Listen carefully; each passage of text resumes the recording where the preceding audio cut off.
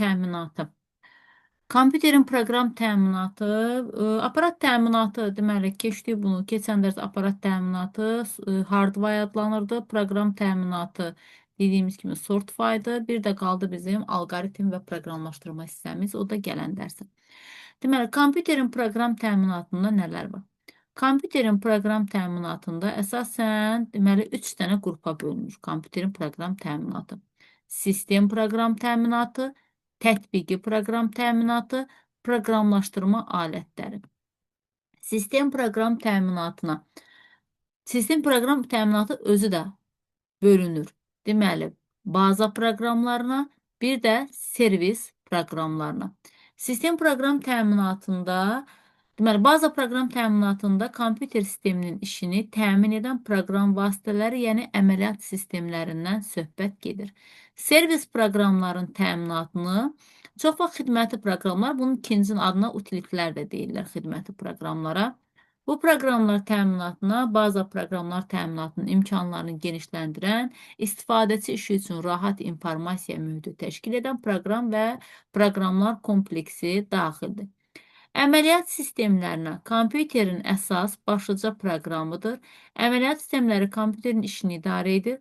Kompüterin aparat hissəsini, tətbiqi proqram təminatını və istifadəçi arasında qarşılıqlı əlaqəni təmin edən sistemə deyilir. Əməliyyat sistemləri biz proqram aparat təminatında da dedik ki, əməliyyat sistemlərinin işini idarə edən BIOS-dur. Yəni kompüterimizdə əgər biz power düyməsini yandıran kimi əməliyyat sistemi BIOS proqramı vasitəsilə əvvəl keş yaddaş BIOS-u ötürür və BIOS əməliyyat sistemi ekranda necə ki açılanda hər dəfə Windows əməliyyat bizi salamlayır və həmin o əməliyyat sistemi deməli BIOS aparat qurğusu vasitəsilə işə salınır. Yəni əgər biz power düyməsini yandıranda heç bir ekranda qaraltı, heç bir yazı gəlmədən müəyyən bir yazılar ekrana çıxırsa, deməli söhbət BIOS-un pozulmağından gedir. Çünki əməliyyat sistemi yüklənə bilmir. Əməliyyat sistemi kompüterin yandırıqda dediyim kimi işə düşən kompüterin bütün hissələrini əlaqəli işləməsini təmin edən, informasiyanı idarə edən bir proqram sistemidir. Əməliyyat sistemi həm kompüterin qurğularını idarə edir, həm də proqramlarını idarə edir. Çünki əməliyyat sistemi kompüteri idarə etməklə kompüter və istifadəçi arasında dialoq yaradır. Əməliyyat sistemi yüklənməsə heç bir proqrama biz giriş eləyə bilmirik. Bunu da təmin edir qurğulardan BIOS qurğusu. Hazırda bir çox sayda əməliyyat sistemləri mövcuddur.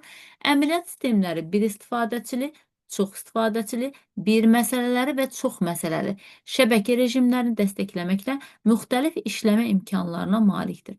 Ən məşhur əməliyyat sistemləri bu dəqiqə hamının istifadə elədiyi Windows əməliyyat sistemidir. Bunu belə deyək, büdcəsinə uyğun olan hər kəs istifadə edir. Qaldı ki, MacOS, iOS, iPad, iPhone, iPad deyirlər də əslində iPad-lərə məxsus olan əməliyyat sistemidir. Android ağıllı telefonlara məxsusdur. Linux da həmçinin, amma yenə dediyim kimi telefonlarda, iPad-lərdə çıxmaq şərti ilə kompüterlərdə ən çox rast gəlinən Windows-dur. Telefonlarda da ən çox rast gəlinən Android belə deyək, əməliyyat sistemidir. Bundan başqa MS-DOS əməliyyat sistemimiz var, Unix əməliyyat sistemimiz var, Ubuntu-lərimiz var, OS2-lərimiz var, NetWare-lərimiz var, Solaris-dir, QNX-dir və s. En qədər əməliyyat sistemləri mümkündür. Var. Sadəcə olaraq yenə deyirəm, ən məşhuru kompüterlərdə rast gəlirik Windows-a, telefonlarda isə biz rast gəlirik gündəlik həyatımızda Android-də. iOS-la MacOS Apple şirkətinə məxsus olan əməliyyat sistemidir. Linux isə belə deyək də ortada gəzən əməliyyat sistemlərindən birinə deyirlər. Fərdi kompüterlər üçün ilk yaradılan əməliyyat sisteminin adı MS-DOS əməliyyat sistemidir. MS-DOS əməliyyat sistemi uzun müddət ən geniş yayılmış əməliyyat sistemidir. Hazırda MS-DOS-da demək olar ki, indi heç bir kompüterə rast gəlinmir. Amma bunu qeyd edeyim bu aralıqda. Məsələn, mən universitetdə oxuyanda biz universitet vaxtında bizdə Windows əməliyyat sistemi yox idi.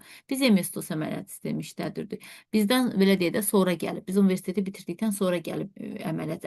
Əslində var idi ya. Yəni belə deyim, kompüter yerlərində, sonra kurslarda Windows-dan istifadə edirdilər. Amma universitetə gəlib çıxmamışdı. Yəni mən 4 il müddətində universitetdə MS-DOS əməliyyat sistemindən başqa əməliyyat sistemi görmədim.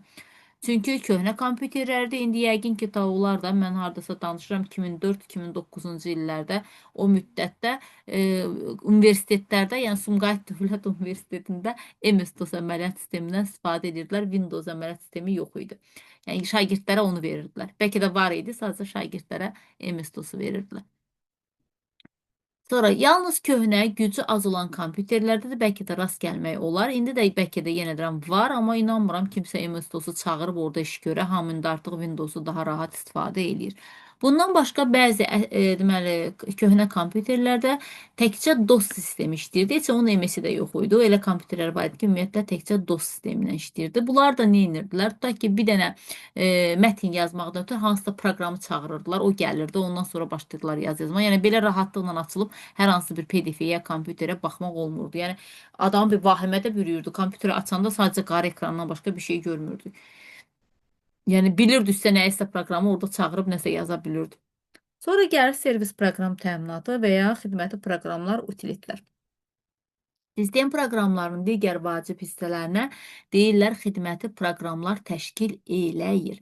Xidməti proqramlar nə üçündür? Windows əməliyyat sisteminin belə deyək də işini yüngülləşdirməkdən ötürü istifadə olunan proqramlara deyirlər. Buna deyirlər arxivatorlar aiddir. O yazıb burada antivirus proqramlarıdır, arxivator proqramlarıdır, kompüterin quruluşunun iş qabiliyyətini yoxlayan proqramlardır, driverlərdir. Bunları hamısı aiddir xidməti proqramları, yəni utilitlərə. Antivirus proqramları haqqında, antivirus proqramları kompüterin viruslarından mühafizə üçün xidməti proqramlardır.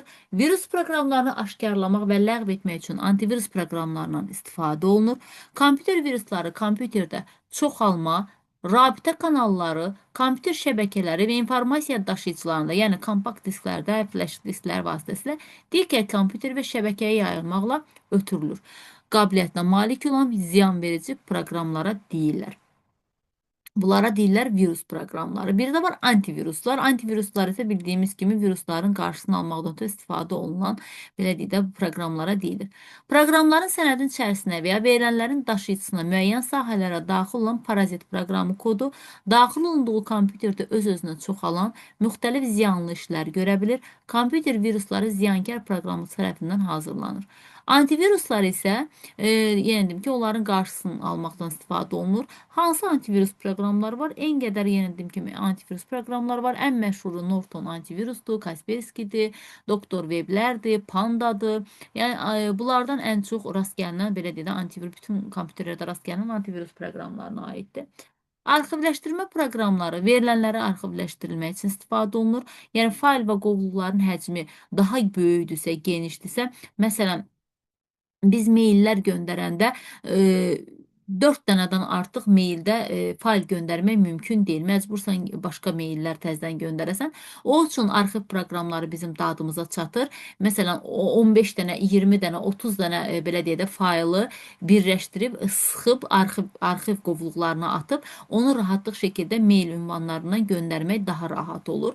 Deməli, arxiv proqramlarında WinZip, WinRAR, 7zip, WinAs, PowerArxiv, yəni adlarını tapmaq daha rahatdır kompüterdə. Ya Win şəkilçisi olur, belə deyək də qabaqlarında, ya da zip formasında belə bir sözlər olur. Yəni onunla arxiv proqramların testlərdə tapmaq daha rahatdır. Kompüter quruluşunun iş qabiliyyətini yoxlayanlar var. Bu proqramlar kompüterin diaqnostik proqramları da deyirlər. Diaqnostik sözü bizim hamımıza, şagirdlərə də ən belə dedə rast gəlinəndir. Çünki diaqnostik qiymətləndirmə hər il dərsini başlayan kimi bütün şagirdlərə keçdirirlər. Oradan da yadında saxlaya bilərsən. İlk kompüter belə deyə də diaqnostikasını yoxlayır, ilkin vəziyyətini yoxlayır. Bu proqramlar kompüterin ayrı-ayrı qurğularını, iş qabiliyyətini yoxlayır, onların işləməsinə nəzarət edir. Proqramlarda yaranmış nasazlıqları aradan qaldırır. Belə testləmə proqramlarının təməlini bayaqları dedim BIOS proqramı vasitəsilə, yəni əvvəlcə power düyməsi basılandan sonra BIOS bunun işini idarə eləyir və BIOS proqramı kompüterin daimi yaddaşında saxlanılır və yoxlayır, işləyirsə rahatlıq şəkildə Windows əməliyyat sistemi açılır, yox. Hər hansı bir BIOS-da və yaxud da hər hansı bir qurğuda problem varsa, artıq BIOS əməliyyat sistemi yüklənə bilmir və bizə ekrana müxtəlif yazılar çıxır ki, bizim BIOS-umuzda və yaxud da hər hansı bir proqramda, əlbəttə ki, orada proqramın adı yazılır və yaxud da qurğunun adı yazılır ki, hər hansı birində problem var, ona görə əməliyyat sistemi yüklənə bilmir. Hətta BIOS özü belə nəzarətdən çıxa bilir. Sonra gəlir driverlər. Driverlər periferiya qurğularının işini idarə edən xüsusi xidmət proqramlardır. Periferiya əlavə qurğu deməkdir. Yəni driver sözünün mənası da zaten qurğuların quraşdıran deməkdir. Belə ki, driver proqramı xarici qurğuların kompüterə tanıdır. Məsələn, printer almışaq, printeri kompüterə driverin deyirlər, get driverin yüklə gətir. Driverin onun üçün yüklənir. Sonra nə bilim oyun konsolları alınır, kompüterə quraşdırmaq istəyir, driveri yüklənilir.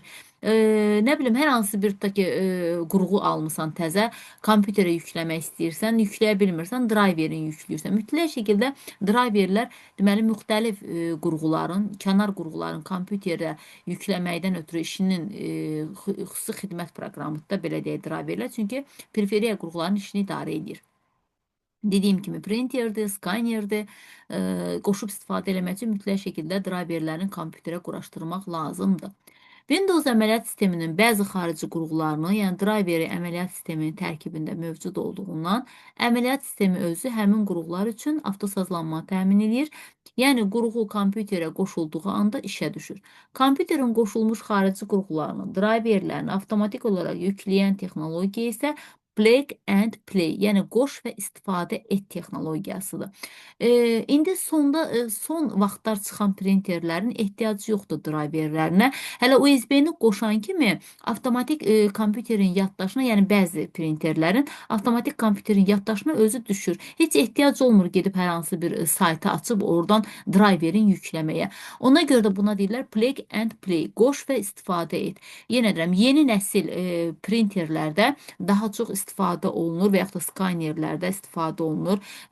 Sonra proyektorlarda istifadə olunur. Məsələn, köhnə proyektoru belə kompüterin yaddaşına taxanda bəzən driver yükləmək lazımında qalırdıq. Amma indi artıq Play and Play-dən, yəni qoş və istifadə et texnologiyasından istifadə olunur.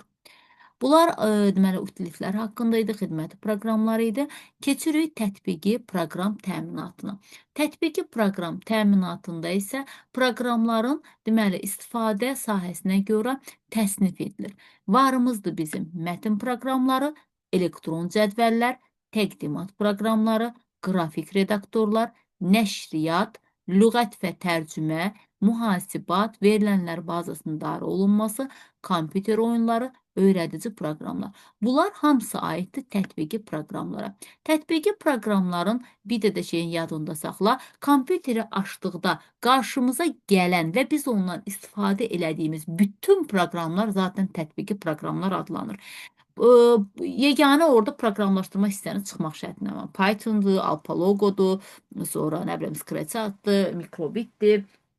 Özümüzün quraşdırdığımız proqramları çıxmaq şərti ilə əgər hazır proqramdırsa girib biz orada yazı da yaza bilirik rahat, cədvəl də qura bilirik, təqdimat da hazırlaya bilirik, şəkil də çəkə bilirik. Bunlar adlanır tətbiqi proqram təminatı. Yəni belə deyim də, kompüterin start menüsündə nə proqramlar varsa tətbiqi proqram təminatı. Yeganə Python-u proqramlaşdırma hissəni çıxmaq şərti ilə.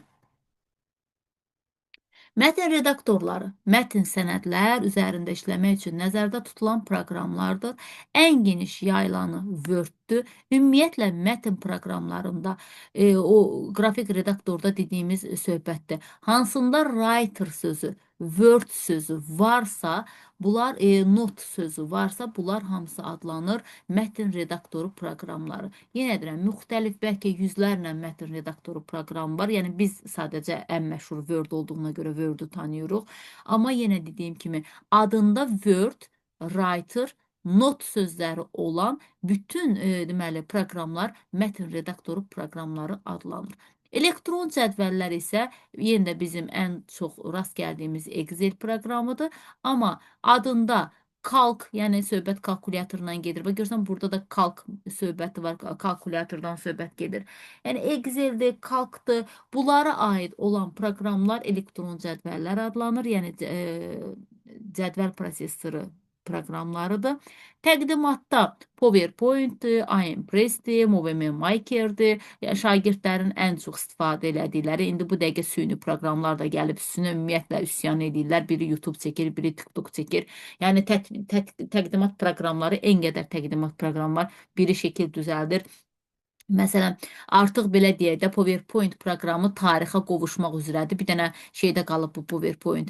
Nədir? Məktəblik dərsliklərdə. Vəssalam, ucu dərslikdən də çıxardıblar. Çünki Dim artıq PowerPoint-i belə şeyə salmır, imtahana salmır. Çünki artıq tarixə qovuşmaq üzrədir PowerPoint. Çünki o qədər gözəl süni proqramlar, süni intellekt proqramları çıxıb ki, heç PowerPoint-ə ehtiyac yoxdur. Məsələn, bilmirəm indi Məhəmməd siz məktəbdə istifadə eləyirsinizmi? Məsələn, Canva proqramlarından daha rahat CV hazırlamaqdan ötürü, təqdimat hazırlamaqdan ötürü, video hazırlamaqdan ötürü, yəni nə bilim, sosial şəbəkələrdə paylaşım eləməkdən o qədər gözəl, rahat var ki, heç ehtiyac yoxdur PowerPoint-ə. Hələ hamı demək olar ki, Canva proqramlarından daha çox istifadə edir. Canva-dan başqa məsələn Gamma proqramı var. Bilməm istifadə eləyirsən Məhəmməd Gamma proqramlarından. Gamma var. Verirsən mövzunu. Ne İstifadə olduğunu edirsən. bilmirəm nədir. Qammadan istifadə eləməmsən. Süni intellekt Ne proqramıdır. olduğunu Amma bilmirəm. çox gözəl proqramdır. Yəni mən öz uşaqlarıma da məsləhət bilirəm. Düz əslində məsləhət bilmirəm çünki beyni kütləşdirən proqramdır. Amma adı belə yazılır. Gamma AI. Belə bir proqramdır. Məsələn, ən çox universitet uşaqlarının daha çox dadına çatır. İndi inşallah universitetə girəndə orada müəllim tapşırıq verir ki, get slayd hazırla gətir və yaxud da ingilis dilində, ingilis dili dərslərində get slayd, məsələn, kimisə həyatından slayd hazırla gətir. Gedib 2 saat PowerPoint-da slayd hazırlamaqdansa, Gamma proqramına girirsən, orada ingilis dilində də, türk dilində də, Azərbaycan dilində də fərq yoxdur, müxtəlif dillərdə var. Bir dənə mövzunun adını yazırsan. Məsələn, deyirsən ki, məsələn də ekologiya haqqında mənə təqdimat hazırla. Sənə 8 səhifəlik, 10 səhifəlik bir dənə super təqdimat hazırlayır verir. Heç sözün belə özün yazmırsan. Hamısını rahat şəkildə özü hazırlayır, gətirib təqdim eləyir. Məsələn, nümunəsini göstərdim sənə. Bir dəqiqə. Google-da bir dəngirim. Mənim uşaqlarım çox gözəl şəkildə qammadan hazırlayır, aparır müəllimə verir. Müəllimlər də deyir, "Anə qəşəng özün hazırlamısan?" Deyirlər, "Hə." Amma yalandan deyirlər. Heç birini özləri hazırlamırlar. Ekranı görə bilirsən, paylaşmışam səninlə, yoxsa görməmirsən? Görsənmədim, narahat olma. Aha. Bax bu proqramdır. Gamma AI. Nə düzməlim? Bağışlayın. Bax daha bu proqram. Bax Gamma proqramı. Oldu. Amma bu proqram əməlli başlı qəşəng proyektlər hazırlayır sənin üçün. Nə istəsən hazırlayıb verir də əlvə rahat şəkildə. Yəni bax 10-15 şeyli, nədir, professional formada çox gözəl təqdimat hazırlayır şagirdlərə məlumat verir ki, yəni rahat ha, oradan götürürsən PowerPoint-a yönəltmək olur oradan və rahat şəkildə PowerPoint-dən də istifadə eləmək olur. Yəni müəllim heç ruhu incimir ki, belə deyim də. Müəllimləri öldürəcəklər bizi. Müəllimin ruhu duymur ki, şagird bunu özü hazırlayıb, yoxsa belə deyim də, rahat yoxsa kopya çəkib.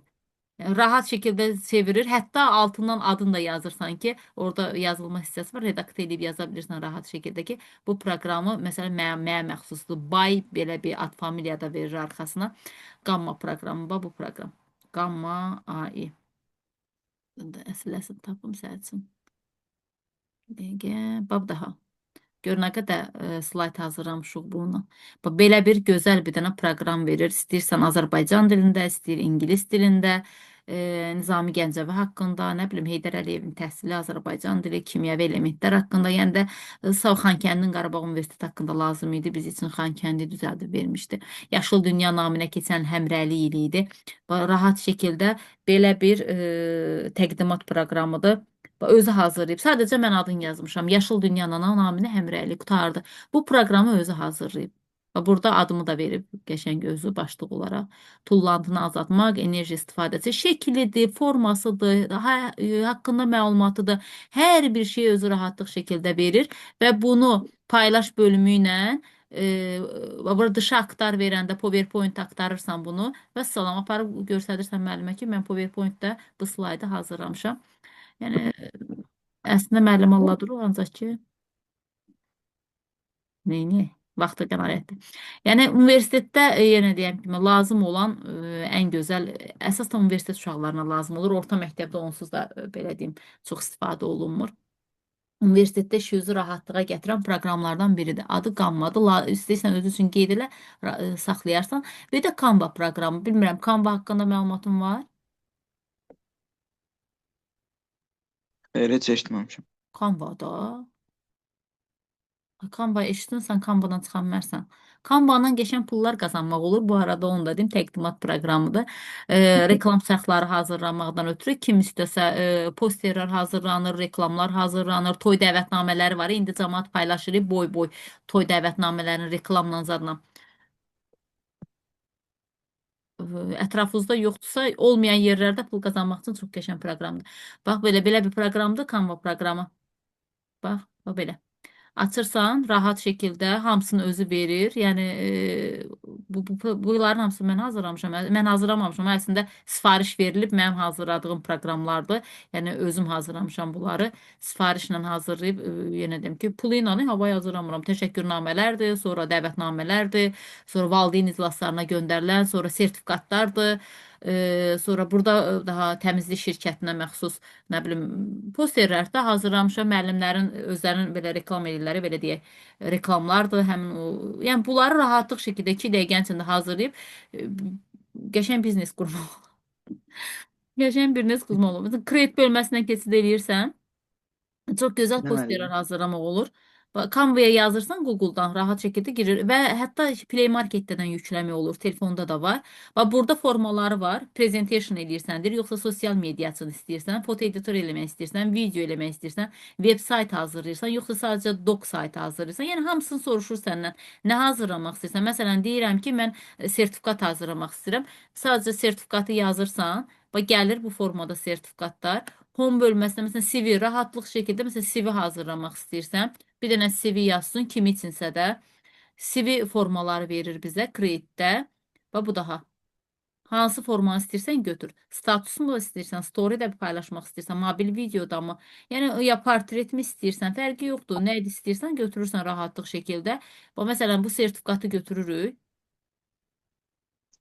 Hazır sertifikatı sadəcə girib içərisində yazılarını dəyişirsən və sonra. Aydın. Girib Çin yazılarını dəyişirsən. Buradan da yenə paylaş bölümü var, şeir bölümündə. Yəni bunu burada download hissəsində PNG formada, JPG formada, PDF formada, print formada, hətta ya da video formada, GIF, PPTX nə istəyirsən. Rahatlıq şəkildə istifadə edə bilirsən. En qədər şey demiş ki, nədir bu? Yeni ilə aid məsələn, yeni il gəlir. Bir də görsəm şagirdlərə pulla çıxarıb çapda satırlar, bütün şeylərdə dəvətnamələr. Yəni rahatlıq şəkildə istifadə edib dəyişməyin platnları daha gözəl olur. Amma məsələn bu tac şəkli olanlar platnıdır. Amma pulsuz versiyalar da var. Çox gözəl pulsuz versiyalar da var. Məsələn, yeni ilə poster kimsə hazırlatdırmaq istəyir məktəbi üçün divardan asmağa. Yəni rahatlıq şəkildə girib hazırlayıb müəllimlər üzə satış edə bilərsiniz bu arada. Müəllimlər eşitsildirər bizi. Yəni gedib onsa başqasından alırlar ki, belə deyim, rahat şəkildə. Ona görə belə PowerPoint proqramları demək olar ki, ümumiyyətlə şeydən çıxıb. Yəni ən çox Canva, bir də ki, Gamma-dan istifadə olunur. Gamma sadəcə slayd hazırlamaqdan, amma Canva-da en qədər iş görmək olur. Belə deyim də, Canva Photoshop proqramı var, Photoshop, bildiyin Photoshop. Photoshopu artıq geridə qoyan bir proqramdır Canva. Yəni Photoshop belə Canva-ya gəlib çata bilmir, yəni o deyim. Çünki çox gözəl dizayn proqramıdır. Həm rəngləri özü seçir verir, həm yəni ehtiyac yoxdur, rahat şəkildə yenə kimi. Kim pul qazanmaq istəyirsə rahat şəkildə pul qazana bilər Canva-dan.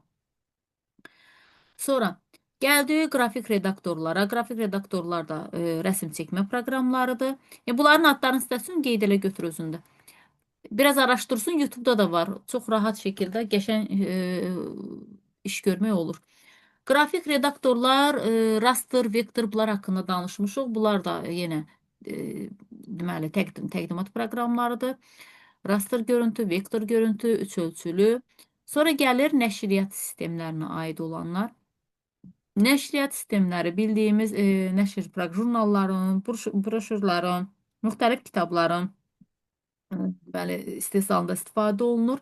Yəni bu nəşriyyat proqramın belə, jurnalları, broşurları çap eləmək belə, yəni artıq bu proqramlara yenə deyim ki, ehtiyac yoxdur. Nə PageMaker-ə, onu da Canva rahatlıq şəkildə artıq öz üzərinə götürüb. Yəni çox gözəl broşurlar, çox gözəl jurnallar, çox gözəl deməli slaydlar, hətta sxemalar belə düzəltmək olur. Sonra lüğət və tərcümə proqramları bunu da öz öhdəsinə götürüb sağ olsun ChatGPT. Yəqin ki, haqqında məlumatım var. Onlar da yəqin ki, bilirsən də ChatGPT-ni. Hə, inanmıram ki. Bəli, bəli, maraton. Hə. ChatGPT Ondan sonra mən ondan gündə nə qədər danışacağım, müəllim. ChatGPT-ni də öz öhdəsinə, belə deyə də lüğət proqramlarını da öz öhdəsinə artıq süni intellekt proqramları alıb. Yəni ən məşhurdakı hamının tanıdığı ChatGPT-dir. Hamının evinin dostudur da belə deyə ChatGPT. Yəni bu arada həqiqətən yaxşı istifadə eləsən çox gözəl proqramdır. Yəni Bəli.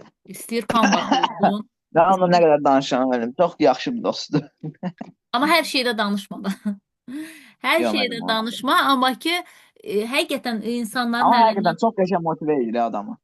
çox gözəl, həm də çox gözəl izahlar da verir ha. Yəni həqiqətən çox gözəl izahlar verir. Bəli. İstədiyin dərsin mövzusunda çox gözəl izahlar da verir. Düz arada Amma çox başqa vaxt elə bilmərəm. Siz nə yazsanız ona tərəf yönəlir də. Siz səhv o bir şey deyirəm. yazsanız belə cavab onu deyəcəksiniz. Hə, o deyirəm Amma də, yəni məsələn arada Gemini başı heç elə gedir. deyil. Arada başı gedir Gemini amma də deyir. Gemini-də internetdə nə var onu götürəcək. Yoxlamayacaq ki, bu gerçəkdir, yalandır, hə, birinin çünki uydurmasıdır. süni Elə onu da intellektdir. Onun verəcək. datası odur. Onun Bəli. datası odur. Yəni Google Translation da hamımıza tanış bir lüğət proqramıdır. Çünki bilirik də zaten hamımız 90% insanların da istifadə elədiyi Google Translation-dır. Tərcümə proqramlarıdır. Sonra gəlirik mühasibat proqramlarına. Bunlar mağazalarda ən çox istifadə olunur. 1C proqramlarıdır. Həm mağaza, həm banklarda istifadə olunan proqramlardır. Ən çox 1C-dən istifadə olunur. Smart, Uyum və s. Verilənlər bazasının ən məşhur proqramı VBS proqramı, deməli, Access proqramıdır. Hamımızın belə deyə də yaralı yeri.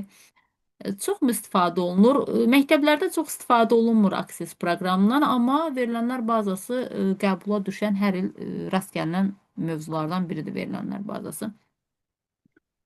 Rahat, o da qəşəng proqramdır. Çətin proqramdır. Çox rahat işlərimizi rahat həll etməkdən ötürü istifadə olunan. Yenə də Access proqramı özü belə banklarda ən çox bank yerlərində və yaxud da böyük bir şirkətlərdə data yığmaqdan ötürü gözəl bir proqramdır Access proqramı. Sonra gəlir proqramlaşdırma alətlərinə. Məşhur bizim Pythonımız ən çox istifadə olunan bütün dünyada. Düzdür, əslində 91-ci ildə yaransa da Azərbaycana gəlib 21-ci əsrdə çatan və 2000 neçənci ildə? 2020-də səhv eləmirəmsə, 2019, 2018 ondan tez gəlib Azərbaycana çatmayıb Python. Amma 91-ci ildə istifadəsi belə də dünyaya istifadə verilən Pythondur. Amma bu günləri niyə bu qədər məşhurdur? Çünki bütün dilləri dəstəklədiyi üçün məşhurdur. Yəni Pythonda istəsin türk dilində, istəsin ingilis dilində, yəni vacib deyil də. Məsələn, tutaq ki, Basic-də sırf ingilis dilində yazırsansa proqramı, Pythonda türk dilində də yazanda rahat şəkildə proqram qurmaq olduğuna görə bütün dillər əslində dəstəklədiyi üçün dünya demək olar ki, 90%, 90 da deməyək, 80-90% deyək Pythondan istifadə edilir. Onunla bərabər C++-dan da istifadə olunur. Pascal-la Basic artıq belə deyək də tarixə qovuşanlar silsiləsindəndir. Logo da onlara məxsus. İndi bu dəqiqə ən məşhurları C++-la Pythonda, hətta Python demək olar ki, C++-ı geridə qoyub. Proqramlaşdırma alətlərindən proqramlaşdırma dilləri və proqramlaşdırma dillərin yazılışında ilkin proqramlara deyirlər. Sonradan həmin proqramlar kompüterin mərkəzi prosessoru tərəfindən başa düşülən dillərə deyirlər. Testlərdə rast gələcəksən, deməli, kompüterin maşın dilindən proqramı işçi və mütləq proqramlara deyirlər. Yazılmış ilkin proqrama deyirlər translyator. Və translyatordan xüsusi proqram maşın dilinə tərcümə edən işçi proqrama çevirir.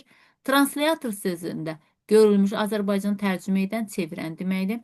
Translator özü də deməli 1952-ci ildə assembler dilinin meydana gəlməsi proqramlaşdırma dilinin inkişafına çox ən belə deyək də birinci proqramlaşdırma dilində assembler gedir. Sonra proqramlama dilini iki qrupa bölünür. Maşın və formal dillər.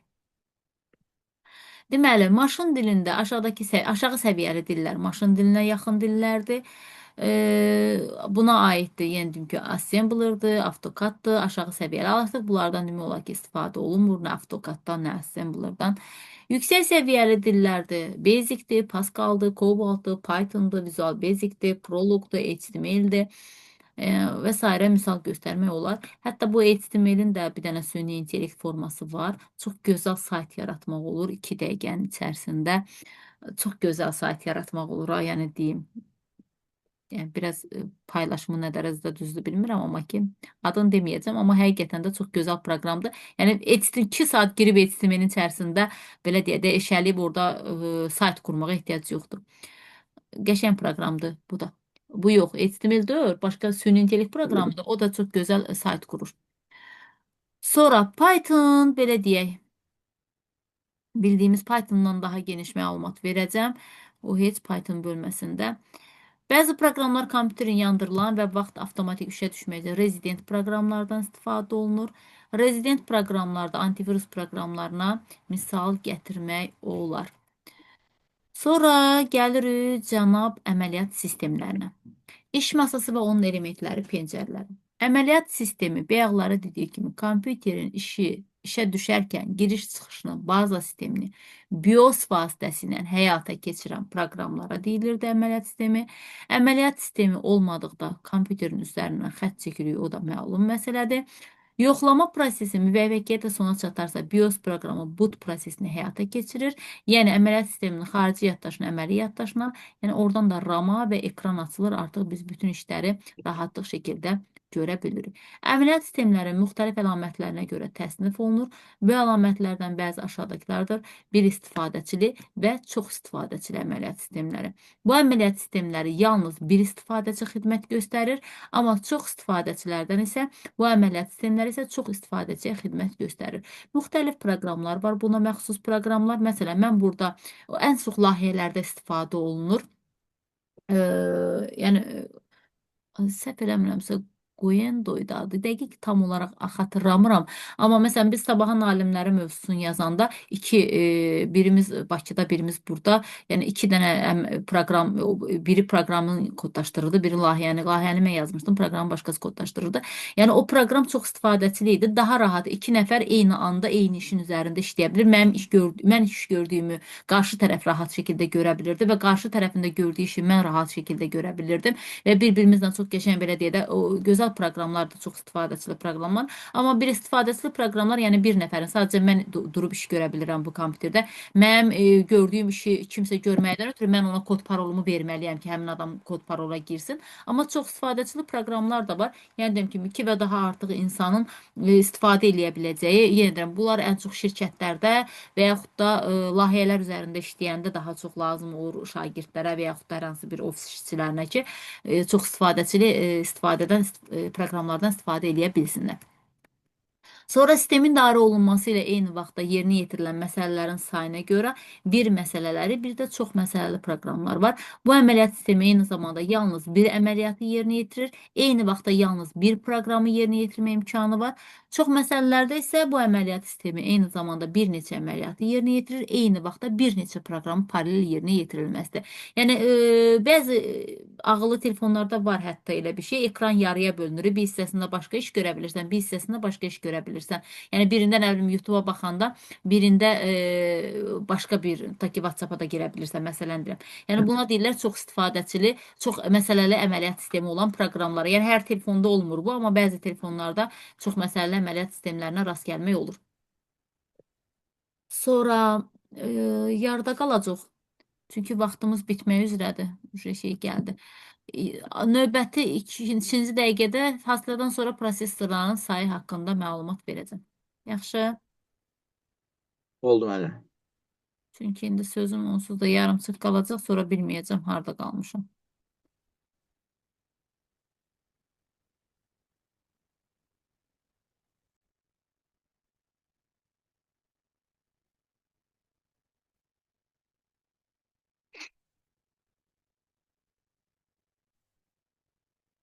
Deməli, prosesorun sayına görə.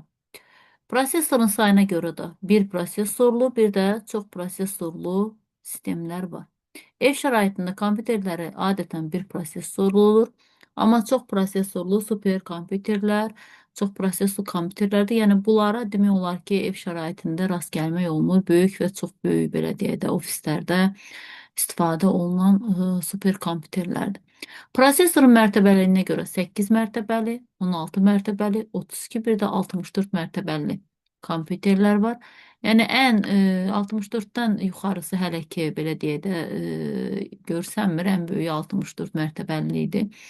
Bu da yenə istənilən proqramı yüklənmək üçün istifadə olunan mərtəbəlilərdir. Sonra istifadəçinin interfeysinə görə əmrli, bir də obyekt yönümlü. Əmrlilər mətin, obyekt yönümlü isə qrafik olur interfeyslər. Bu əməliyyat sistemində əmr klaviaturla xüsusi mətin şəklində. Bayaqları dediyimiz, məsələn, universitetlərdə, biz universitetdə oxuyan vaxtı universitetlərdə əmr şəklində idi. Yazırdın, əmr eləyirdi. Məsələn də yazı proqramı gəlsin, sözü deyəndən sonra MS-DOS-da yazı proqramı açılırdı. Biz orada yazı yaza bilirdik. Amma indi bu dəqiqə biz işlətdiyimiz isə obyekt yönümlüdür. Yəni qrafikadır, formada Windows əməliyyat sistemi yüklənir və biz şəkili görürük. Onun üzərindən rahat şəkildə işlərimizi, yazılarımızı, PDF-lərimizi oxuya bilirik. Amma MS-DOS-da belə bir şey yox idi. Resurslardan istifadəsinin tipinə görə deməli bölünür şəbəkələr, lokal və qlobal şəbəkələrə bölünür resursun istifadəsinə görə. Deməli, resurs istifadəsinə görə şəbəkə bu əməliyyat sistemləri özlərində bir çox kompüteri paylaya bilir və şəbəkə daxili kompüterlərin işini idarə edir. Yəni, internet vasitəsindən istifadə olunur şəbəkələrdə. Bir də var lokal. Bu əməliyyat sistemi kompüterimiz öz resurslarını idarə edir. Yəni, bunlara zaten şəbəkələr mövzusunda bunların hamısına toxunacaq. Lokal şəbəkələr, qlobal şəbəkələr. Lokallar daha qısa, daha belə deyək də ərazini əhatə eləyir. Amma qlobal olaraq isə daha genişdir. Burada isə şəbəkə və lokal olaraq ayrılır. Şəbəkələr deməli 2 və daha artıq kompüterə paylayır, amma lokal yalnız öz ərazisində belə deyək də kiçik əməliyyatları, öz resurslarını idarə edir. Fərdi kompüterlərin müxtəlif şirkətlərin məhsulu olan əməliyyat sistemlərindən istifadə olunsa da, dediyimiz kimi, indi bu dəqiqə hal-hazırda Microsoft şirkətinin Windows əməliyyat sistemindən istifadə olunur. Windows əməliyyat sistemində müxtəlif növləri var. Fərdi kompüter, amma ilk yaradılan əməliyyat sistemi adı testlərdə rast gəlinsə, ilk yaranan MS-DOS əməliyyat sistemidir. Microsoft şirkətinin məhsulu olan bu əməliyyat sistemi DOS adlanan ilk versiyası isə IBM kompüterləri üçün yaradılmışdır. IBM kompüterləri də yenə deyirəm, köhnə kompüterlərdir. Dördbucaq ağ rəydə kompüterlər idi. Sistem bloku da belə dördbucaq idi, amma uzun belə indiki sistem bloklar belə uzunamasına qoyulub. Onlar isə belə deyə də oturmuş versiyadaydı. İri bir dənə, böyük bir dənə sistem bloku var idi. Amma monitoru çox kiçik, balaca IBM kompüterləri idi. MS-DOS əməliyyat sistemi əmrləri interfeysə malik olan əməliyyat sistemi idi. Yəni bu əməliyyat sisteminin istifadəçidən kompüterin idarə olunması üçün xüsusi komandalar dilini yaxşı bilməyi və çoxsaylı komandaların yazılışını düzgün yadda saxlamağı tələb edirdi. Bu MS-DOS-a aid idi. Yenə dediyim kimi, artıq bunların heç birinə ehtiyac yoxdur. Microsoft Windows əməliyyat sistemin yerini, MS-DOS öz yerini verdi Microsoft şirkətinin Windows əməliyyat sisteminə. Windows adı altında istehsal olunan ilk müstəqil əməliyyat sistemi Windows 95 olmuşdu. Windows 95-dən sonra artıq əməliyyat sistemləri başladı özlərində inkişaf eləməyə, çox məsələləri, çox istifadəçi əməliyyat sistemi hesab olundu. Bu ailənin bəzi üzvləri lokal, bəziləri şəbəkə əməliyyat sistemləridir. Bunlar da testlərə düşür.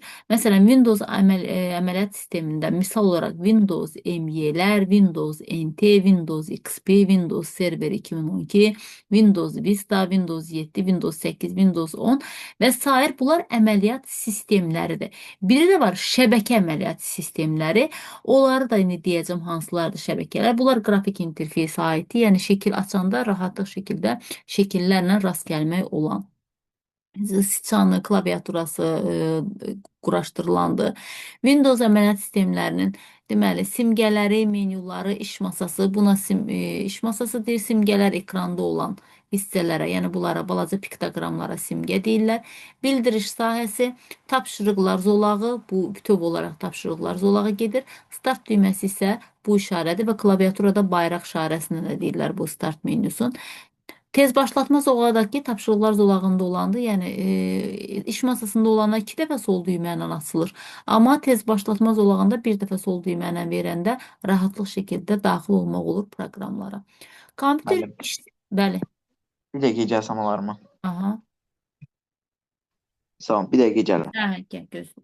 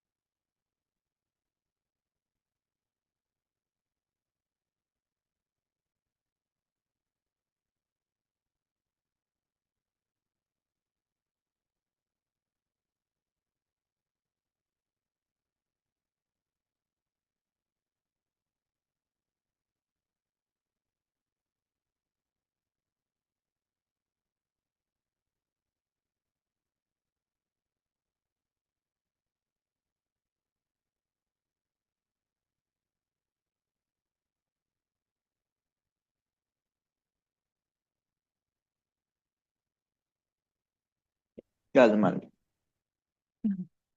Deməli, kompüteri işə salanda əməliyyat sistemi yükləndikdən sonra monitorun ekranda əks olunan iş görüntüsünə deyirlər iş masası. Buna ingilis dilində desktop da deyilir.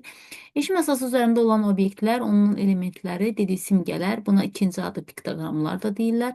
İş masasının aşağısında olanı bəyaqları şəkildə göstərdim. Tapşırıqlar zolağı. Tapşırıqlar zolağında bildiriş sahəsi var, bir də tez başlatma zolağı var. Start düyməsi də ona daxildir.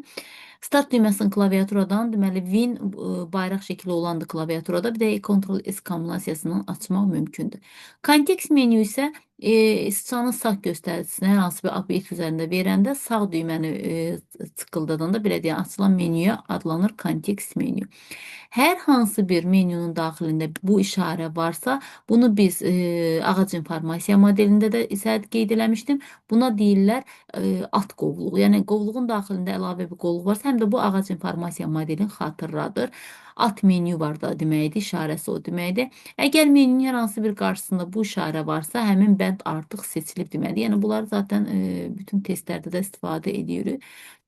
Seçilmiş yaxud da seçilərək hər hansı menyu komandadan adı xüsusi formatda, məsələn, file close yazılışı, close bilirik bağlamaqdır. Dil indikatorun, klaviaturanın dil indikatordur. Deməli, bildirişlər sahəsində olur, aşağı sağ küncdə istifadə olunur klaviaturana və yaxud da bunu klaviaturanın düymələrindən alt shiftlə yerini dəyişmək olur bunların. Olmasa da ingilis bildirişlər panelində dəyişmək olur. Sonra burada maraqlı olan nə var? İş masasının avtomatik sazlanması. Bu sənə o qədər də vacib olan bir məlumatdır. Çünki belə deyim də istifadə olunmur. Sağ düyməni çıqqıldatma. Bunları ekranda göstərərəm sənə nə üçün lazımdır. Danışmaqdansa göstərmək daha məsləhətlidir. Bunları ötürək getsin. Burada nəzəriyyə həddindən artıq çoxdur. Hə, əsas məsələ testlərə düşən fayl və qovluqlar. Fayl deməli bir ad altında saxlanılan hər hansı bir informasiyadır, yığınıdır. Fayl diskdə adlandırılmış bir hissəsidir.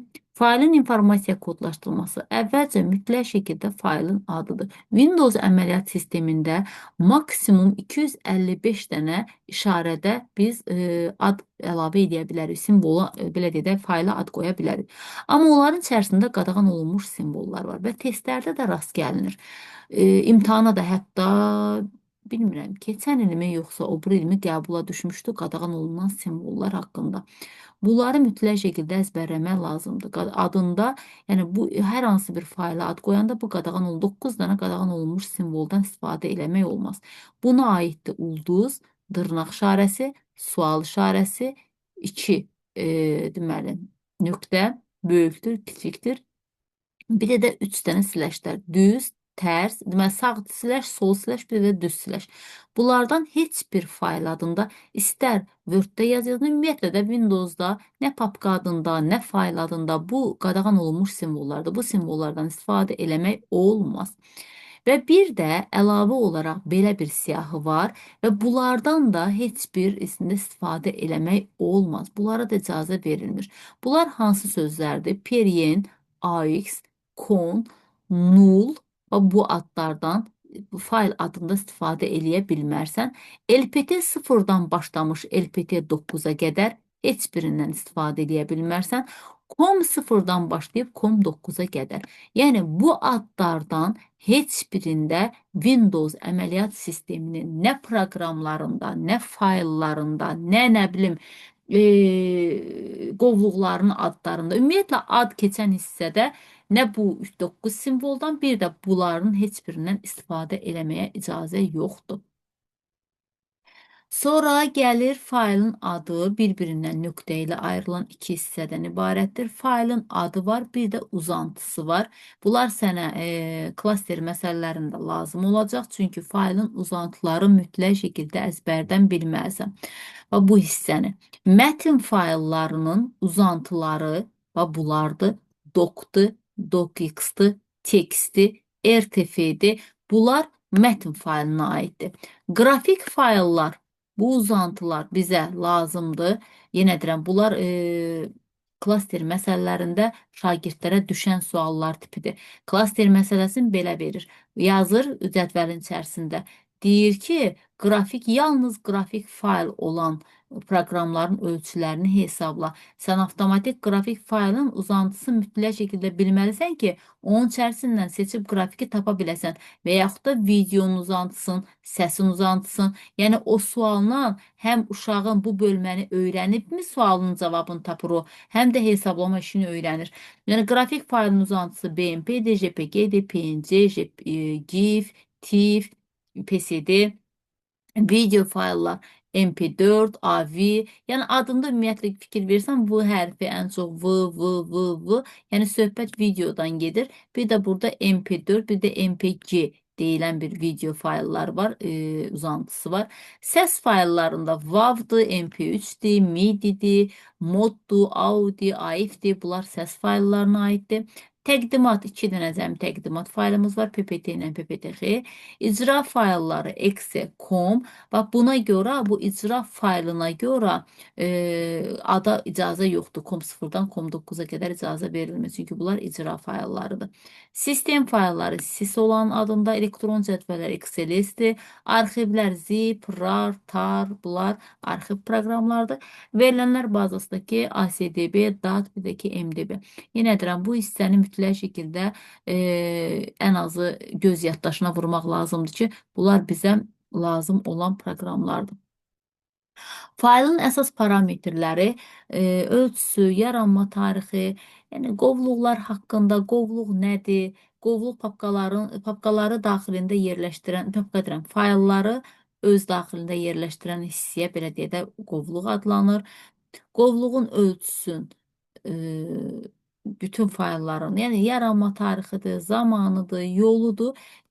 Faylın yolu, bu da testlərdə rast gəlinən hissədir, faylın yolu.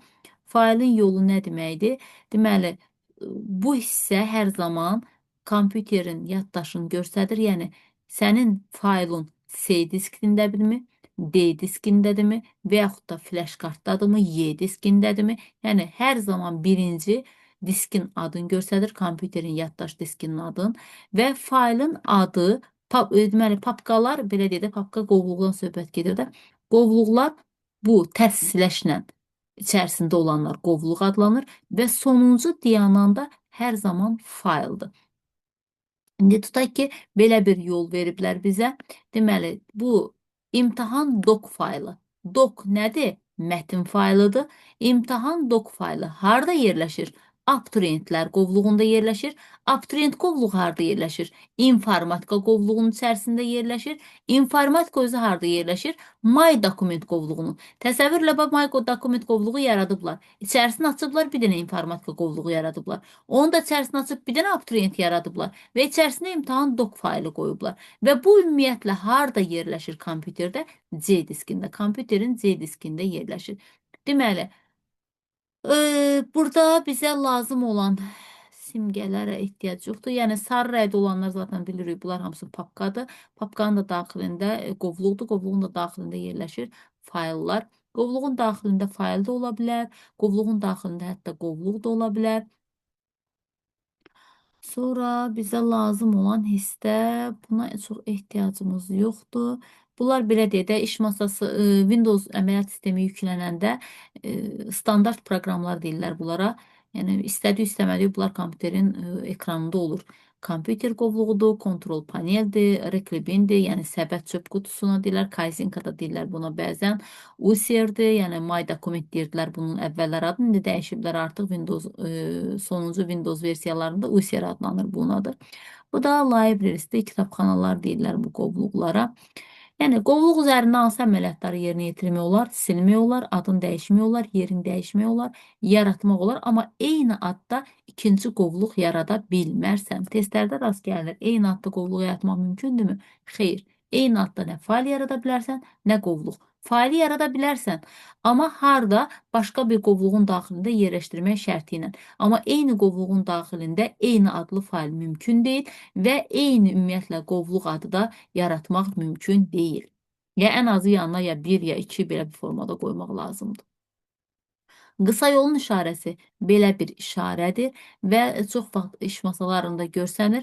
Bu işarə qısa yolun işarəsidir. Yəni sən bu qısa yolu iş masasından silsən belə kompüterin yaddaşından silinmir. Çünki belə deyə də nüsxəsidir, bir kopyasıdır gətirilib ekrana qoyulub. Əsl versiyası kompüterin yaddaşında qalır. Bəs sual versin ki, müəllim, kompüterin ümumiyyətlə yaddaşında yazılan proqramları silmək üçün nə edə bilərəm? Onun üçün deməli, dəqiqə. O üçün kompüterin ekranında sağ düymə verirsən, personaliz var burada. Daxil olursan personalizə. Mənim kompüterimdə biraz donmalar gedir. Gözdən start menüsü özü belə açılmır. Kontrol panel var. Yox. Bir dəfə açılanda göstərərəm. Kontrol panel var. Kontrol paneldə orada daxil olub bütün yazdığımız dokumentləri, dokument deyirəm, ya quraşdırdığımız proqramları və yaxud da lazım olmayan proqramları rahat şəkildə silə bilirik. Yoxsa mən aça bilmədim bunu. Çünki yenidən kompüterimdə nəsə donma, hə, açılır deyəsən. Görək açılacaq.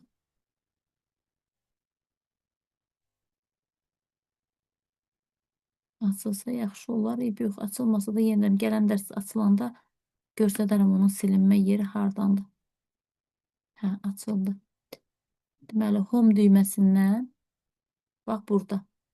Bu sistem kompüterin ekranını, sistemini, displeyi, sonra kompüterin ekranı şəklini dəyişməyə, sound, səs effekti vermək üçün istifadə olunur.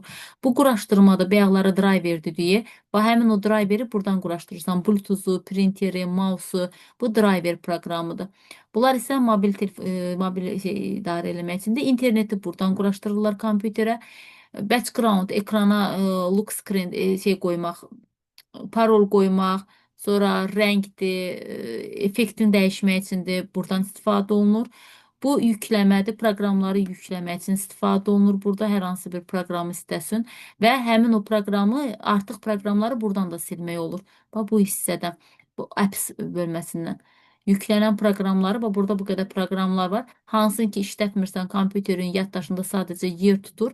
Onları silməkdən ötürü bir dənə deməli sağ düymə verəndə, mənim kompüterimdə bax daha. Burada uninstall eləyirsən, yəni artıq silir. Kompüterin yaddaşından tamamilə uninstall verəndə kompüterin yaddaşından tamamilə silir. Əgər buradan silməsin, hər hansı bir iş masasından proqram silinsin, sənə elə gəlir ki, silinmirsən. O heç vaxt silinmir. Ta ki gəlib buradan silməyənə qədər. Bir dənə buradan rahat şəkildə silmək olur proqramları. Sonra akkauntdur. Bunlar kompüterim, məsələn, mən öz akkauntumu vurmuşam, öz adımı, familiyama uyğundur. Kim istəsə öz akkauntunda yarada bilir. Bu dillər əlavə eləmək üçündür. Bu geyimdir. Geyimdə burada rekord işində həll eləmək olur kompüterin. Gamingdə ən çox istifadə edir YouTuberlar, oyun oynayanlar, kompüteri oyun oynayanda qayd eləməkdən ötürü istifadə olunur. Bu saat qoymaq üçündür, search axtarışdır, bu location'dır, kameranı, sonra mikrofonu, gizliliyin ayarların. Bu isə update'dir, security və yeniləmədir. Yeniləmə nə vaxt istəyirsən, yeniləmə gələndə kompüterin yaddaşında yeniləmək mümkündür. Yəni belə, Windows əməliyyat sisteminin dediklərimizdir bu, background-u, colors-u, lock screen-i istifadə eləmək olur. Sonra harda qaldıq biz əlavə olaraq? Fayl və qovluqlar, bunlar heç. Bunlar da çox önəmli məlumatlardır. Yəni, sadəcə vaxt aparmaq üçün belə deyək. Hə, testlərdə bu suallara da rast gəlinir. Deməli, axtarış şablonlu simvollar üzrə ulduz simvolundan və bir də sual işarəsi simvolunu adlarda rast gəlinir. Bu nə deməkdir? Sual işarəsi bir simvolu əvəzləyir, yalnız bir simvolu. Ulduz işarəsi isə istənilən qədər simvolu əvəz etməyə qadirdir. Məsələn, əgər mən bir dənə gizlətmək istəyirəm, məsələn, doçq sözünü gizlətmək istəyirəm, mən bir dənə ulduz işarəsi, yanına da bir dənə x yaza bilmərəm. Niyə? Çünki səhv gedəcək. X-ya qədər 3 dənə burada ulduz var. Mən mütləq şəkildə ya 3 dənə burada sual işarəsi qoymalıyam, ya da ümumiyyətlə bir dənə ulduz yazıb, bir dənə sonda x qoya bilərəm. Bu mümkündür. Çünki ulduz istənilən qədər simvolu şifrələyə bilir, amma sual işarəsi yalnız bir simvolu şifrələyə bilir. Yəni, bu arada bu testlərə düşən, qəbula düşən suallardan. Hə, gəldik əsas məsələ klaster məsələlərinə. Klaster məsələləri nədir? Fayl sistemlərində keçən dərs qurğular dərsini keçəndə sənə orada disk, sektor, cığır deməli izah eləmişdim. Bax, həmin məsələdir bu. Sektor adətən 512 kilobayta bərabər olur. Yəni, bu qanundurmu? Qanundur. Sadəcə, yenə deyirəm, belə klaster məsələləri verəndə zaten sektorun tutduğu yeri hər zaman qeyd edirlər. Yəni, qeyd eləməmə şansları yoxdur. Çünki standart qəbul olunmuş bir qaydadır ki, 512 olsun. Amma belə vermədiyi hallarda da bunun standartı belədir ki, sən onu sektor 512 götürə bilirsən. Yaxşı, bəs bu məsələləri klasteri isə yenə deyəm kimi, hər dəfə məsələlərdə verilir, vermədiyi halda standart olaraq 4 kilobayt götürürsən. Əgər verməmə ehtimalı yoxdur, amma yenə də ola bilər ki, hər hansı bir sınaqda rast gələrsən ki, ölçüsü qeyd olunmayıb. Ölçüsü qeyd olunmayanda sən onu 4 kilobayt götürürsən. Həm klasterin, həm sektorun. Sektorun kimi 512 götürürsən qeyd olunmadığı təqdirdə. Bu hissəsini başdan deyə bilərsiniz də, olmasa klaster hissəsini. Aha, hələ indi başlamışıq da. Deməli, fayl sisteminə aiddir. Keçən dərs diskdə göstərdim sənə klasterlər, sektorlar nədir? Yəni, sektor məsələ olaraq, indi nümunə olaraq üzərində göstərəcəm. Sektorun ölçüsü istər klaster məsələsində, istər sektor məsələsində hər ikisinin ölçüsünü qeyd eləyir. Yox, əgər qeyd eləməyəndə, ən çox bu disk məsələlərində rast gəlinir. Qeyd eləməyəndə sən onu standart olaraq 512 kilobayt götürürsən. Qeyd olunmadığı təqdirdə, amma 90% qeyd olunur. Bu sektora aiddir. Amma klasterdə isə 4 kilobayt standart qəbul olunub. Yenə deyirəm, göstərir. Hər zaman fərqli olanda göstərir. Misal məsələ verəndə məsələnin sonunda yazılır mötərizənin içərisindəki klaster neçə kilobayt ölçülüdür. Yox, verməyəndə sən onu standart 4 kilobayt götürə bilirsən. Bu məsələlər necə yazılır? Məsələn, belə bir misal yazılır. Deyir ki, tutaq ki, klasterin ölçüsü 4 kilobaytdır və ölçüsü 5 kilobayt olan fayl yaddaşda saxlanması üçün nə qədər, neçə fayl yerləşdirmək olar? 4 2. kilobayt klaster var. 5 kilobayt ölçünü yerləşdirməkdən ötürü neçə dənə klaster lazımdır bizə? 2 dənə də, 2 yəni dənə normal klaster olaraq lazımdır. Biri 20 tam öyrəşdirsək dolacaq. olacaq. Ay sağ ol. Bəli, birindəki Biri də ki, birindəki yarımçıq olsa 4-də belə, 1 də olacaq. onu da tam doldurmuş olaraq hesab olunur. Və 8 kilobayt isə yer zanit eləyəcək bu kompüterin yaddaşında. Aydın, aydındır.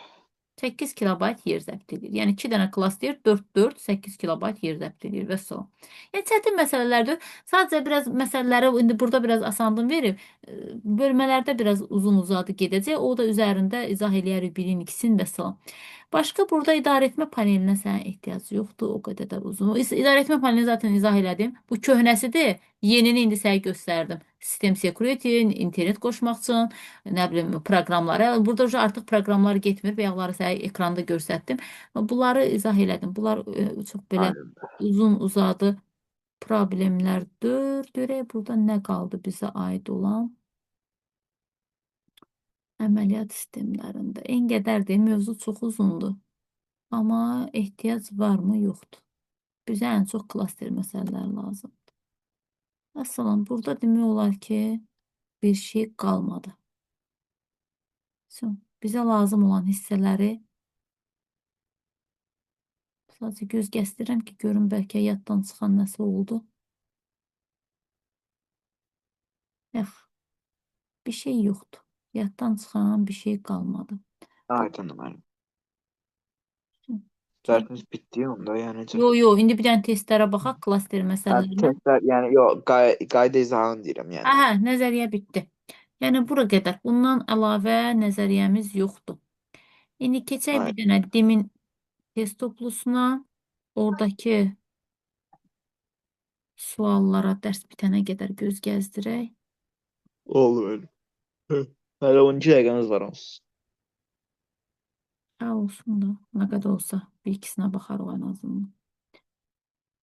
Hə, indi gəl demin test toplusunu aç. Mənim kompüterimin baş xarab oldu. Demin test toplusunu açmayacaq. Bura bax. Tutması. Görək.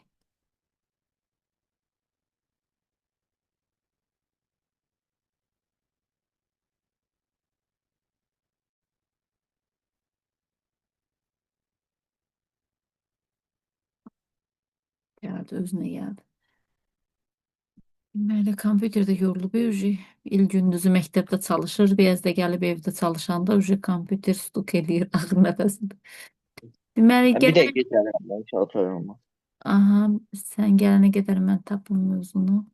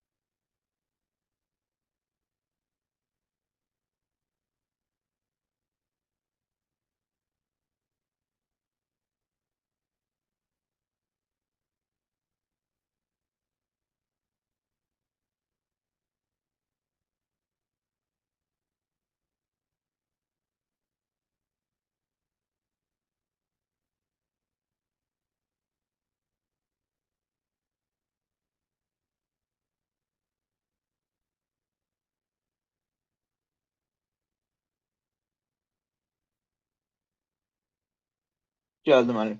Dimdə səhifə neçədir o? Səhifəsi hangi? 52.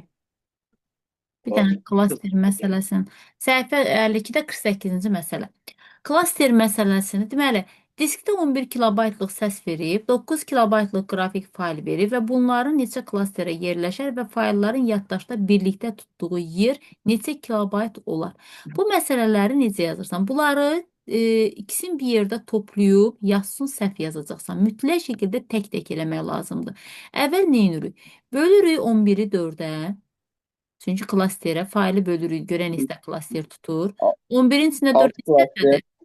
6 klaster 20 kilobayt müəllim. 2 də 4-ü neçə eləyir? Nə? 2. Orada 3 deyil. 3 klaster tutacaq. Burada tutacaq İkisində nə? 3 O klaster izah tutacaq. eləyirəm. Deməli 8 eləyəcək, burada tam qalacaq. Bu eləyəcək 3 Dedim müəllim. klaster. Hə. Burada eləyəcək 3 klaster. Deməli 3-ü də 4-ə vuranda eləyəcək 12 dənə. 12 kilobayt bu yer tutur. Sonra 9-u bölürük 8-ə. 8 yox, Onda 4-ə. deyil. Hə? Dıdır cavab. İndi başa düşdüm. 2-yi 4-ə vuranda eləyir 8. Bu da eləyəcək 1. Bunlar tam olaraq 3 götürülür. Yenə 3-ü 4-ə vurursan, eləyir Yəni 12. 12. 12, Bəli. üstünə 12-yi gələ 3, bilərsən. 6, 12, 12, Bu 24 eləyir. eləyir. Bu Vəssalam. variantı. 24 kilobayt. Deməli, klasterin ölçü 24, amma 3 dənə burada, 3 də burada klaster elədi, 6 dənə klaster tutacaq. Bəli. Yəni, disk məsələləri, klaster məsələlərin bundan artıq versiyası yoxdur. Yəni, həmçinin 51-də də yenə eyni versiyadır. Sadəcə tək-tək götürəcəksən. Məsələn, hər birinin həcmi deyir, 2 dənə səs faylı. Sən Bizdən 2 də dənə, artıq hə? artıq yaddaş sahəsi lazımdır. Heç nə müəllim. Hə. Bunları 4, tək-tək. 8 onda 4, 5-i. Bir dəfə böləcəksən 6-ya tam 4, götürəcəksən. 8, 8, 4'də. 8 4'ə vuranlar neçə 20? 32 bir 24, dəqiqə. 32. Bax, dediyim kimi, onları rahat yazarsan, oturub yazarsan. Bax, bu məsələlərdə də görsən kilobaytı mütləq, klasteri Yoxsa mütləq şəkildə verir. 2 dənə deyir. Heç nə də başa düşdüm. Gizlədim bayaq. Düz yaz, mütləq şəkildə. Bir bölmələri düz yaz və salam tutarıq getdi. 3 vuranda 9, 13, 13'ün də üstünə 2, 4, 8, 21. Hə. İndi bu 96'dır. bir dənə 77-yə bax. Onları yazarsan sonra özün neçədir. Evet, 77-yə bax. Bax, qəbula 77-71 tipli məsələ düşür. Belə açıq, bu formada açıq tipli məsələ düşmür. Deyir ki, səs faylları. Sən mütləq şəkildə səs fayllarının MP3'dür, WAV-dır səhv eləmirəmsə. MP3-dür, WAV-dır, WAV-dır. bir də Bir də MIDI. MIDI-dir. MIDI-dir. Bunların üçün götürüb tək-tək o da. Əvvəl 33-cü klasterin verib. 9, 9, bir dəqiqə. 9, 9, 9-u 4-ə 10, vuracaqsan. bir də bir dəqiqə. 9, 10, 13. 9, 10, 13. Bizdən nəyi soruşur? Neçə yer tutduğunu? 13-ü 4-ə 40, 52 9-u və 4-ə 52. 36. 40, 36, 36, 52, 80, 88, 40 da 128 kilobayt yer tutur. Hə. Yəni deməyim odur ki, mütləq şəkildə qəbula bu tip düşür. Ya səs, Aydın. ya video, yəni belə açıq tipli rast gəlmirsən. Qəbula 2 ildə artıq belə ancaq cədvəlin içərisində verir. Məsələn, sonra Burada məsələn hansının nə fayl olduğunu bir dənə desək olar. Sonradan yadımdan çıxmasın. Səs faylı tapdıq, indi o bilirəm. Exe mətn faylı onu bilirəm. MPG nədir? Excel Hə, mətn. Excel cədvəldir. Adından da göründüyü kimi Excel'indir bu cədvəl. Aydın. XLS, PDF və XLS də bu da cədvəldir. Excel'dir, XLS-dir, bunlar cədvəlindir. PDF mətindir. PDF-dir. MPC mətin, onu bilmirəm. Niyə bəyəqları göstərdim ki, MPC-ni sənə? Yadımdan çıxmadı. Video tiplidir. MPC-ninki videodur. Video. Bax burada. MP4 hansıdır? Hə? MP4 də videodur. O da videodur. Bax, burada ODG də videodur. Bunlar video tiplidir. Ekran şəklini çəkmədim bəyəqları nəzəriyyədə. O orada rahatdı, hamısı var idi qəşəng rahat şəkildə. Deyəm bir dənə açım ekran şəklini çək. Olmalı diye bir dakika bakayım görüm. Bu hemen şimdi. Tamam mı diyeyim.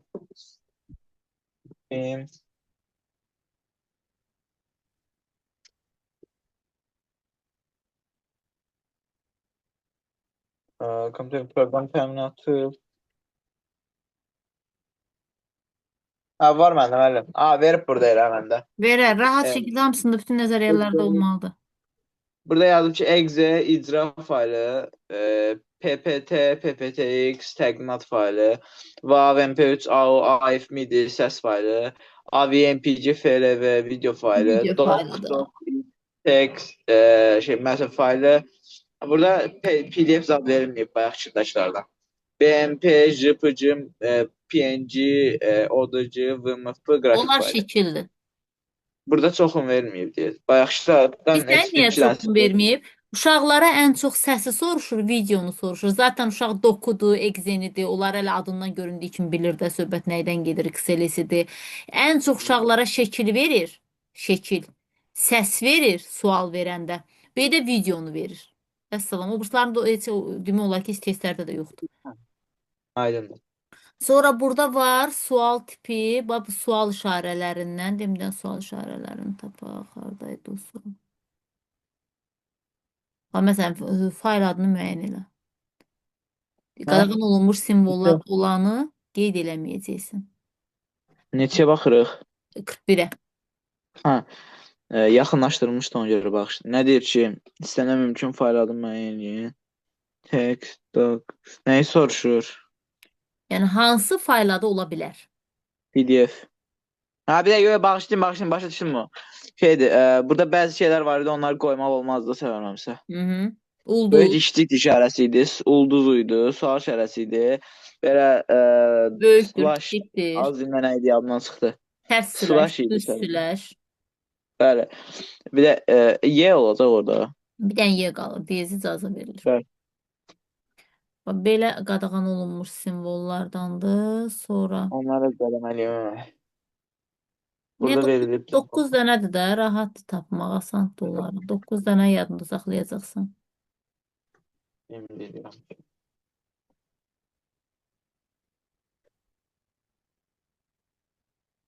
Sonra burada nə var görə qeyri-adi məsələ. Daha qadağan olunmuş simvollar. Bax, daha icazə verilməyə. Hə, neçə baxırıq? 7. Hə.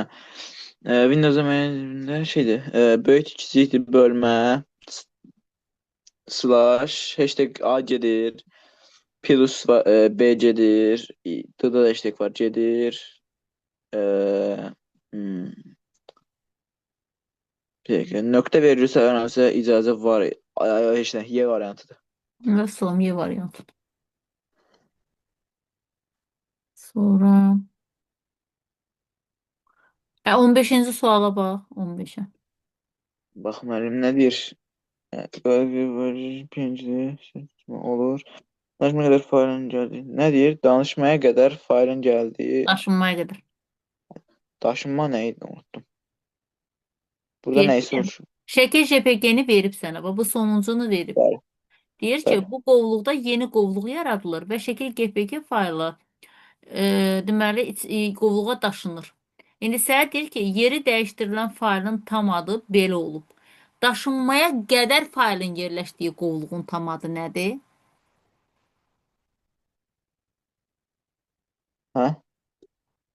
Tam adı nədir? Bura qədər deyir. Bu axırıncı bir Şimdi, nədir? Qovluq yaradılıb, yeni qovluq. Ay, bu təzə yaradılıb. Yəni bunu hə o çıxmaq şərti ilə hə, bunun Y, tam yolunu soruşur səndən. Y, Deməli Y, C, Z, Y D deyil. və son. 7. Yəni onu soruşur. Allah. Bunlar da düşən suallardandır. Bir də sual işarəsini əslində Orada xatırlayıram. neymiş? Sual işarəsində necə burada sual yoxdur? Sual, ulduz. Çünki testlərdə rast gəlinən mövzulardandır. Amma nəsə gözümə dəymədi.